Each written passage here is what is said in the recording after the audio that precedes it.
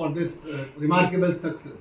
So how many marks have you obtained? Sir, 653 out of 720. How was your journey up to 653? Sir 11th में join करा और उसके बाद 11th 12th जो उसका पीरियड रहा सेकेंड वेव के टाइम पर फिर पेपर हुआ, तब तक आरपीएस रेवाड़ी के साथ में रहा और वहाँ पर जो भी पढ़ा और उसके बाद जो भी टीचर्स के साथ इंटरेक्शन रही वो कर। फर्स्ट टाइम जब आपका टेस्ट रहा उसमें कितने मार्क्स आए थे? सर मुझे याद है वो मार्क्स 318। 318। हाँ, लगभग 1.5 साल तक तो मैं यही सोच रहा था कि कब बायो में इससे ज़्यादा दूंगा। ओके। तो कैसे फिर उसके ऊपर काम किया आपने, किस तरह से आप आगे बढ़े? सबसे पहले तो कॉन्सेप्ट्स ठीक करना, जैसे फिजिक्स में ही बात करूँ, जिंदल सर की एक खास बात थी कि उनके नोट्स होते थे अपने जी, तो उसमें यूजली क्या होता है कि फिजिक्स में जैसे जैसे ट्रिकी होती जाती है तो उसके फॉर्मूलाज याद करने को कहा जाता है। सर ने ऐसा नहीं करा, डेरिवेशन सिखाई, डेरिवेशंस जब ही इंटरेस्ट बना डेरिवेशन के साथ समझाया कि ऐसा क्यों होता है, तो थोड़ी हिस्ट्री भी पता होती थी उसकी, तो जब ये चीज़ें समझाई तो इंटरेस्ट बनता ही है। मैंने देखा है कई लोगों का नहीं बन पाता फिजिक्स में, मेरा बना, तो वो एक कारण था। केमिस्ट्री में कुछ वक्त तक नहीं पढ़ा स्कोर, पर जब थोड़ा सा ध्यान देने लगा, ललित सर की बातें सुनी, ललित सर केमिस्ट्री के टीचर थे, तब धीरे धीरे बढ़ने लगा। और बायो में रहे बात तो एसपी सर, नितिन सर और जुनैद सर जूलॉजी पढ़ाते थे, एसपी सर दोनों ही चीज़ें पढ़ाते थे और नितिन सर बॉटनी पढ़ाते थे। तो जब उन्होंने वो चीज़ें समझाई, पहले कभी समझ नहीं आती थी तो पूछता था, बार बार पूछता था। और नितिन सर के साथ मेरे को याद है इतने सारे डिस्कशंस होते थे इवन ऑफ टॉपिक, तो वो इंटरेस्ट रखते थे क्लास में कि रहे वहाँ पे फोकस्ड रहूँ। ऐसा नहीं है कि पढ़ाई मोनोटोनस हो जाए तो मैं बाहर चला जाऊँ, उससे फोकस्ड रहता था। कभी उनके साथ जो इतने सारे डिस्कशंस हुए मुझे आज भी याद हैं, वो इतने रिफ्रेशिंग होते थे उस एक रूटीन में कि मज़ा आता था पढ़ने। मज़ा आता था पढ़ने में, ये कितनी बड़ी बात कही नूर ने। तो सबसे पहले आपने बताया कि कॉन्सेप्ट क्लियर करना, फिर अपने आप को फोकस्ड रखना, और जहाँ पर भी जितने भी मार्क्स आए उससे परेशान नहीं होना, उससे आगे बढ़ने का सोचना, है ना। धीरे धीरे आप आगे बढ़े। लास्ट में भी मैं देखता था लगभग 2-3 महीने पहले आप टाइम मैनेजमेंट की कुछ बात करते थे, है ना, तो वो कैसे आप कोप अप कर पाए? सर टाइम मैनेजमेंट एक ऐसी प्रॉब्लम या चैलेंज है जो अभी भी मैं सीख ही रहा हूँ कैसे करूँ, पर जो चीज़ें मैंने चेंज करी अपनी उसमें थोड़ा सा डिसिप्लिन लाना, पहले जानना कि क्या करना है, वह कि मेरी गलतियाँ क्या हैं, उनको ठीक कैसे करूँ, तो उसके बाद फिर खुद ही प्लान बन जाता था। ये इम्पोर्टेंट है जो नूर ने कहा कि रॉन्ग अटेम्प्ट्स पे काम करना शुरू किया। यस। तो उसके बाद से फिर आप आगे नितिन सर ने एक डायरी दी थी लगभग 1 साल पहले क्लास को, और कहा था कि इसमें अपने जो भी गलतियाँ होती हैं हर पेपर में, जो भी एनसीईआरटीज़ हैं उनको लिखो। तो वो गलतियाँ मैंने लिखी, वो अब डायरी अब तो नहीं है, पर वो जो पूरी की पूरी डायरी लिखी थी उसमें जो भी गलतियाँ थी मैंने उनको बार बार पढ़ा, और वही मुझे दिखा कि मेरा स्कोर इंक्रीज़ हो रहा है। उसमें फिजिक्स में अपने टॉपिक्स लिखे जो गलत थे, उससे मेरा उनको पढ़ा, उनको समझा, सर से पूछा कभी, तो उससे थोड़ा थोड़ा score increase. This is the most important aspect and students must learn this, कि working on wrong attempts and just looking at the self analysis and all that.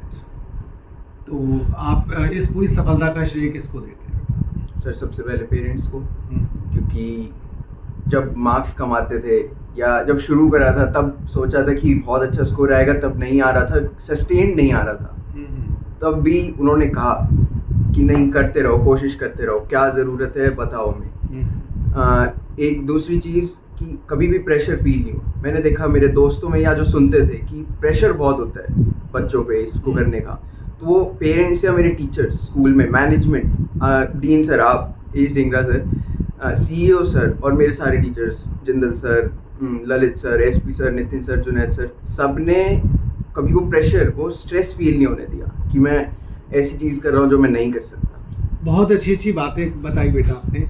कोई भी जो बच्चों के लिए, जो आपके जूनियर्स हैं, उनके लिए लेसन के लिए कोई 2-3 इंपॉर्टेंट बातें बताइए बेटा। इन सब में से जो आपने बताई, कॉन्सेप्ट क्लियर करना, फोकस्ड रहना, रॉन्ग अटेम्प्ट्स पे काम करना, डिसिप्लिन पे, सेल्फ स्टडी पे, कौन से 2-3 इंपॉर्टेंट एस्पेक्ट हैं जो आप देना चाहेंगे? सर सेल्फ स्टडी एक इम्पॉर्टेंट है मेरे हिसाब से, क्योंकि जो मैंने देखा फिज़िक्स में, जैसे मैं कॉन्ट्रास्ट दिखा सकता हूँ, कुछ चैप्टर्स ऐसे थे जिसमें जल्दी जल्दी में मैंने उन्हें खुद रिव्यू नहीं करा। जैसे स्कूल में पढ़कर आ जाता, शाम को इतना ध्यान नहीं देता, और कुछ ऐसे चैप्टर्स थे जिनको पूरा ठीक से मैंने खुद पढ़ा उन्हें, तो उनमें डिफरेंस था।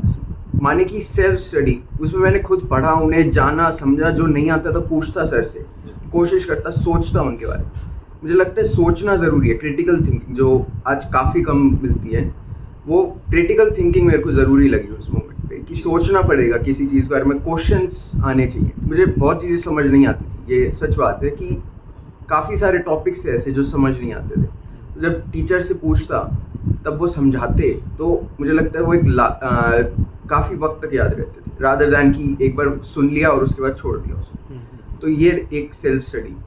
दूसरा डिस्ट्रैक्शंस, कि किन किन चीज़ों से डिस्ट्रैक्ट हो सकता हूँ। अब मेरा ये है कि मैं किसी भी चीज़ से, जो डिस्ट्रैक्ट तो किसी भी चीज़ से हो सकता है, एक टारगेट होना चाहिए तभी डिस्ट्रैक्ट होंगे, जो कि उस टारगेट की तरफ नहीं ले जा रहा, वो हर चीज़ एक डिस्ट्रैक्शन है। तो एक कॉमन एग्जांपल जो बहुत से लोग यूज़ करते हैं, फ़ोन या डिजिटल डिवाइसेस। अब मैंने आखिरी में रियलाइज़ करा कि अगर फ़ोन को मेरे को डिस्ट्रैक्शन की तरफ से हटाना है, तो मैं उसको अपने सपोर्ट में, अपने बेनिफिट में भी यूज़ कर सकता हूँ। तो जो मैं आपको बता रहा था कि मैं गलतियाँ अपनी करता था, मैंने फ़ोन में लिखना शुरू कर दिया अपनी गलतियों। तो जब भी फ़ोन खोलता तो वो गलतियाँ मिलती थी मेरे को, मैं वो गलतियाँ पढ़ता, वो याद रहती, और फिर वो धीरे धीरे याद रहने लगी, तो स्कोर खुद बढ़ता चला गया। नूर, सेल्फ स्टडी में कितने आवर्स आप बताओगे अपने जूनियर्स को? इतने आवर्स सेल्फ स्टडीज़ उस वक्त चाहिए जब आपका स्कूल लग रहा होता है, और जब स्कूल नहीं लग रहा होता तो कितने आवर्स आपको सेल्फ स्टडी के चाहिए? स्कूल नहीं लग रहा होता तो सर कितने भी हो सकते हैं, जितनी भी ज़रूरत फील होए, और जब स्कूल लग रहा है तो मेरे को लगता है 6 से 7 या उससे थोड़े और ज़्यादा घंटे होना चाहिए। मतलब तुम ये मानते हो कि 6 घंटे तो मिनिमम स्कूल टाइम में, जब स्कूल भी आप अटेंड करके आते हो, तो आपके मिनिमम 6 आवर्स सेल्फ स्टडी के होने चाहिए। यस। एक बात और बताओ नूर, क्या आप ट्यूशन गए कभी? नहीं सर। ट्यूशन जाने के बारे में आप क्या बोलोगे? बच्चों को जाना चाहिए, नहीं जाना चाहिए? मुझे ज़रूरत फील नहीं हुई कभी। बायो में जो है एनसीईआरटी या नोटबुक, वो सॉरी डिटेल स्टडी क्या? पहले एनसीईआरटी कभी कभी ऐसा लगता है कि आती है, पर वो असल में सारे पॉइंट्स याद नहीं होते। आखिरी में बार बार मैंने जब पढ़ा तब भी कुछ ऐसे पॉइंट्स रह जाते थे जो याद नहीं रहते थे, तो वो बार बार पढ़ना पड़ेगा। इवन फिजिक्स केमिस्ट्री की कुछ ऐसे नए नए पॉइंट्स, उसके फिजिक्स की पढ़ी तो इतनी इंटरेस्टिंग लगी, जैसे बाद में पता चला कि उसको तो बनाया ही ऐसे गया कि मज़ा है पढ़ने में फिजिक्स को। वो मैंने कभी ध्यान नहीं दिया 2 साल में, पर आखिरी में जब पढ़ा तो बहुत मज़ा आया। बहुत अच्छा बेटा, आपने जो भी बातें कही वो अपने आप में एक कहानी बयां करती है कि कैसे कैसे यात्रा शुरू की, अपनी ही गलतियों पे काम किया, जहाँ जहाँ हमें लगा कि हम थोड़ा सा हम डाइवर्ट हो रहे हैं, उसमें से हम निकले और उसको अच्छे से हमने यूटिलाइज किया। जैसे आपने फ़ोन की बात की, तो फ़ोन पे भी आपने इस तरह से काम किया कि आपको सफलता की ओर वो ले जा सके। बहुत अच्छी बात है बेटा, आपने बताया कि नो डाउट जूनियर्स के लिए ये प्रेरणा के लिए काम आएगी। Thanks a lot. Thank you.